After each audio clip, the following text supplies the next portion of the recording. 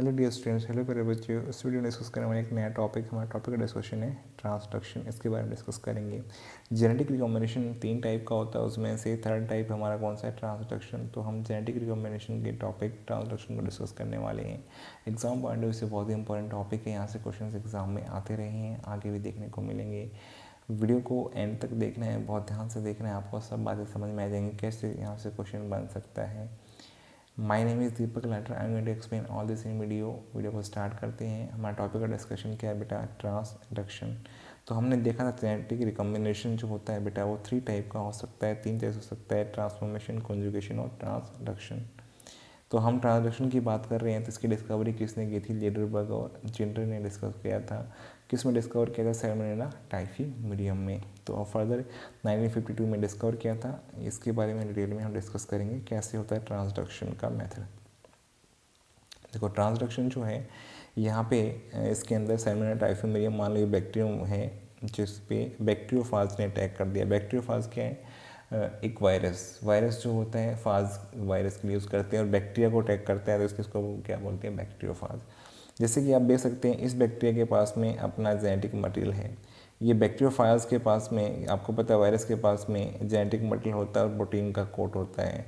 तो इसमें क्या हुआ कि ये अटैक करेगा तो ये जेनेटिक मटेरियल को तो एंटर करवा पाएगा किसी न किसी तरीके से, लेकिन इसका प्रोटीन कोट जो होता है वो बाहर ही रह जाएगा, ये अंदर एंट्री नहीं करेगा। और ये जेनेटिक मटेरियल जो अंदर गया है वायरस का, ये मल्टीप्लाई करेगा, होस्ट की मशीनरी को यूज़ करेगा। क्योंकि आपको पता है वायरस क्या होते हैं, इंट्रासेलुलर पैरासाइट। ये लिविंग होस्ट के अंदर जाने के बाद में एक्टिव हो जाते हैं और होस्ट की मशीनरी को यूज़ करते हैं।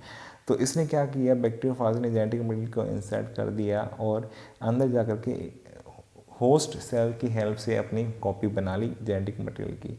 फिर ये क्या कर सकता है बेटा, ये हो सकता है कि यहाँ पे जेनेटिक मटेरियल जो था बैक्टीरिया का उसको कट करने वाला मैकेनिज्म चला दे, तो ये उसको कट करने का काम कर सकता है। तो उसने इसके टुकड़े कर दिए, पीसेस कर दिए।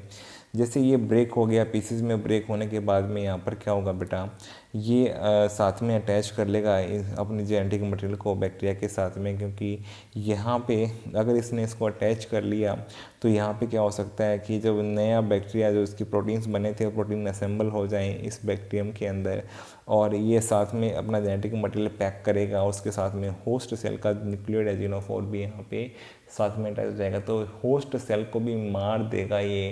तो इसने सिर्फ अपनी कॉपी ही नहीं बनाई यहाँ पे बैक्टीरियोफाज ने बेटा, साथ में होस्ट सेल के न्यूक्लियोइड एजिनोफोर को भी ख़त्म कर दिया, तो होस्ट सेल मर ही जाएगी।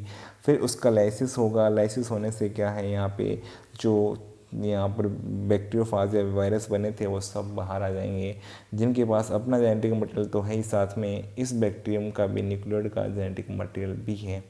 अगर ये फिर किसी दूसरे बैक्टीरियम को अटैक करते हैं तो इसमें क्या होगा बेटा, यहीं से ट्रांसडक्शन होगा।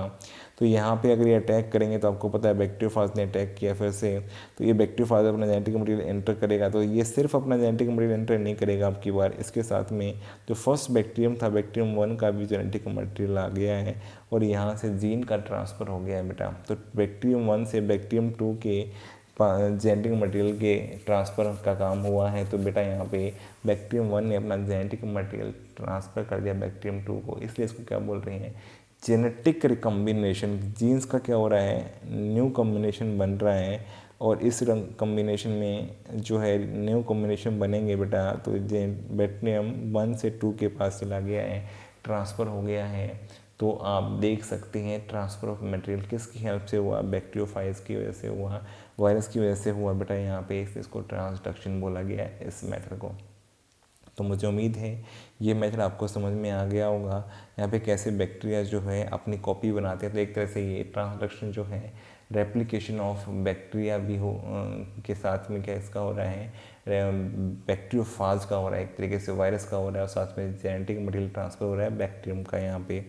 तो यहाँ पर आपने देखा ट्रांसडक्शन में जितनी बातें हम डिस्कस किए हैं वो सब आपको समझ में आ गई हैं। अगर आपको वीडियो पसंद आए वीडियो को लाइक करो, कमेंट करो, चैनल पर नए चैनल सब्सक्राइब करो, अपने फ्रेंड के साथ शेयर करो।